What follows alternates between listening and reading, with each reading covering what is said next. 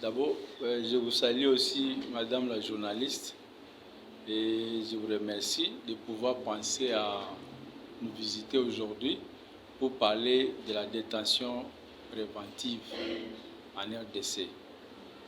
Ce que je pense de cette journée est que, comme vous le savez, les faits précèdent toujours le droit et les législateurs ayant constaté les faits qui se répètent dans les instances judiciaires, il fallait arriver à réglementer pour pouvoir mettre de l'ordre.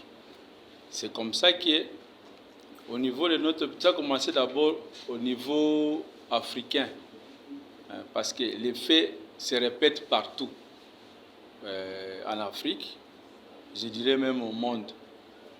C'est ainsi qu'au niveau de l'Afrique, il y a eu le réseau international des institutions nationales des droits de l'homme, RINA dans l'abrégé, a pensé à instituer cette journée, le 25 avril, pour pouvoir penser aux personnes ou aux détenus qui sont irrégulièrement gardés dans les lieux de détention. Que fait la CNDH concrètement par rapport à ça? Oui, au concret, d'abord il faut signifier que la CNDH c'est un organe technique du gouvernement en matière de violation des droits humains. Donc, comme le fait de garder quelqu'un irrégulièrement, c'est une sorte aussi de violation de ses droits, donc il fallait que l'État congolais pense à instituer la CNDH pour pouvoir travailler là-dessus. C'est l'une des missions de la Commission nationale des droits de l'homme. L'institution lutte pour la promotion de la dignité humaine.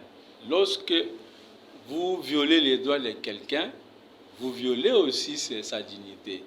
Et souvent, même la Constitution l'a prévu, personne ne peut pas être gardé irrégulièrement.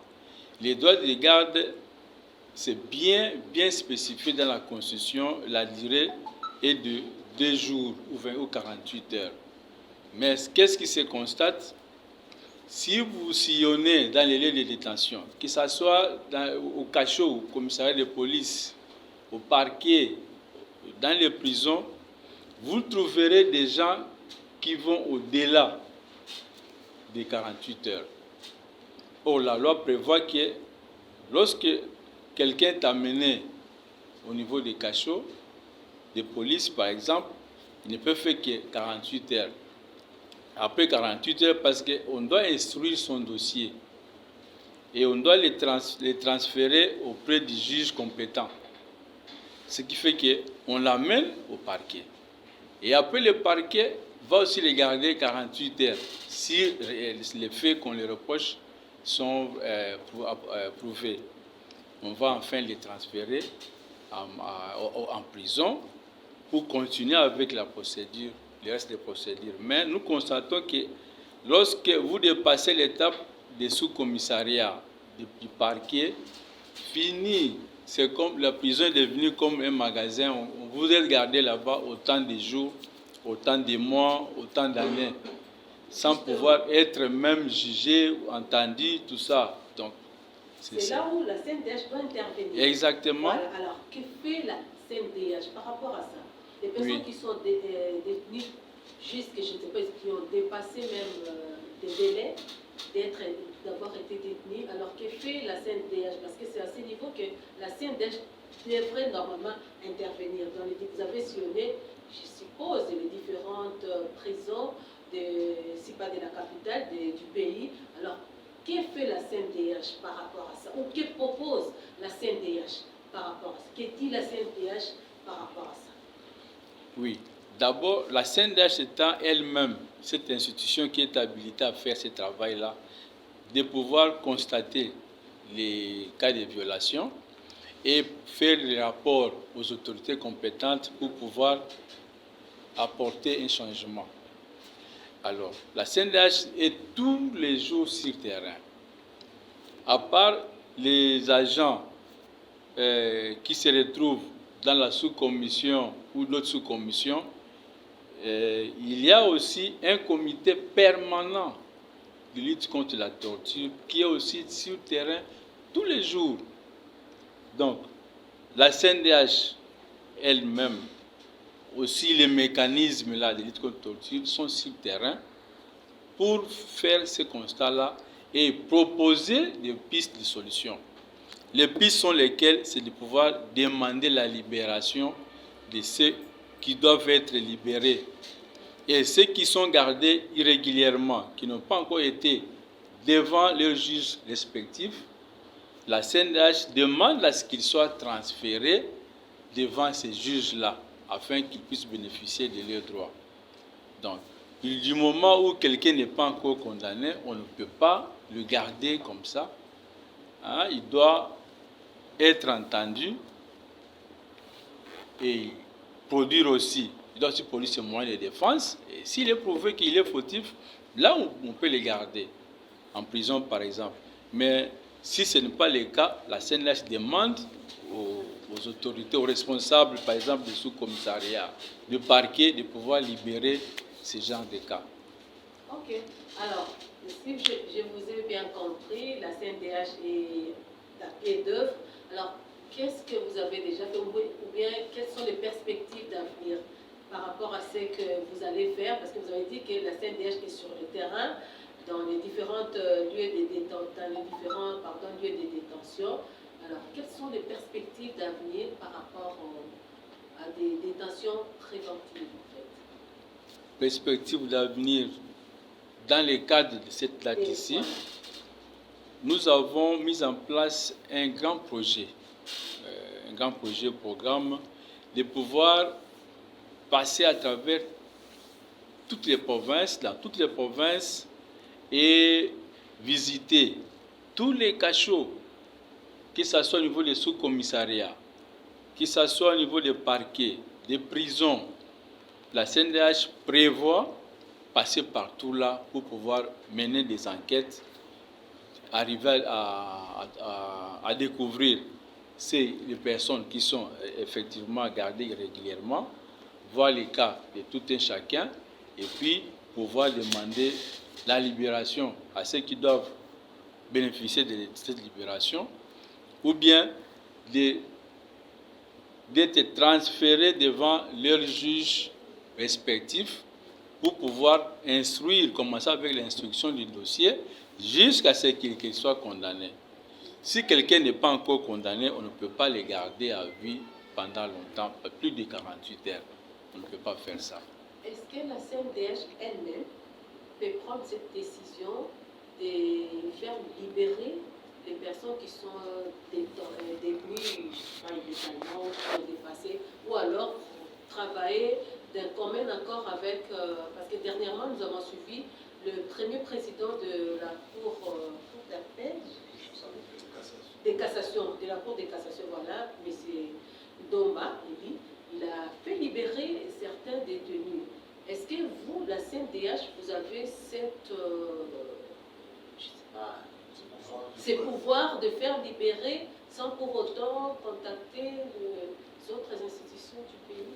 Non, la CNDH n'est pas là pour condamner, non. Quelqu'un, ou entendre quelqu'un le condamner, non.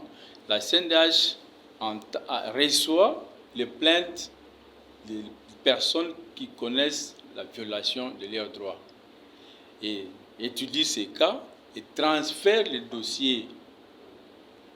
Si par exemple le cas ne peut pas être résolu à partir de la procédure que nous dénommons la CNDH, la conciliation, lorsque la conciliation n'arrive pas, à travers la conciliation, n'arrive pas à résoudre les problèmes, on transfère les cas en justice. Et nous collaborons avec les magistrats, les procureurs, nous les saisissons pour pouvoir travailler sur ces cas-là et normalement que les droits des plaignants ne soient pas violés. Donc nous collaborons avec d'autres institutions pour pouvoir résoudre les problèmes. Et les cas de justice, par exemple, Ça, c'est tout à fait normal que ce sont les procureurs qui travaillent, qui décident.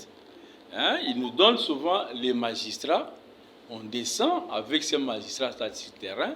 Et s'il y a des cas qui doivent être plutôt résolus sur les champs, par exemple, quelqu'un qui a commis, je peux dire une petite infraction, par exemple, il a cogné quelqu'un par erreur, et vous l'avez arrêté parce que il a cogné quelqu'un. Et après, vous le transférez, le gardez définitivement. Les cas pareils sont des cas qui nécessitent une intervention vue du procureur pour pouvoir autoriser, sortir l'ordonnance de libération de cette personne. Donc, nous travaillons avec les parquets, nous travaillons avec les tribunaux et les cours sans problème. Avez-vous déjà fait libérer certains détenus? Si. Tous les jours. D'ailleurs, j'ai dit qu'au sein de la CNDH, nous avons aussi le mécanisme de lutte contre la torture. Et ce mécanisme a aussi ce devoir-là de pouvoir faire le même travail que d'autres personnes de la CNDH, de pouvoir demander la libération. On ne libère pas, mais on fait libérer. Voilà, on fait libérer. Nous sollicitons, nous approchons ceux qui sont compétents pour pouvoir libérer, de les faire. Et souvent, les procureurs généraux nous donnent des magistrats pour pouvoir travailler sur ça. Et lorsque c'est le cas, par exemple, les sous-commissariats, là, nous sollicitons le commandant de la place ou du sous-siat pour pouvoir autoriser ou prendre la décision de pouvoir libérer la personne qui doit bénéficier de la liberté. Quel message lancez-vous à la population qui vous suit à ces moments, à cette journée commémorative de la détention préventive? Quel message à la population? Bon, le message qu'on peut lancer aux populations, c'est de savoir que dans leur pays, il y a une institution qui est censée les assister en cas de violation des droits humains de toute nature.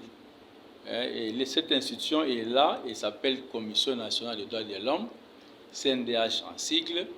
Elle est là pour pouvoir les assister, les accompagner, s'il faut les accompagner au niveau de la justice. L'institution est là, il faudrait qu'ils arrivent à découvrir. L'adresse est très simple. Nous sommes sur le boulevard de 30 juin vers l'avenue Batetela. Donc l'adresse est très, très simple à découvrir. Donc, s'il y a des cas pareils, qu'ils n'hésitent pas de pouvoir nous saisir, nous sommes là pour travailler avec.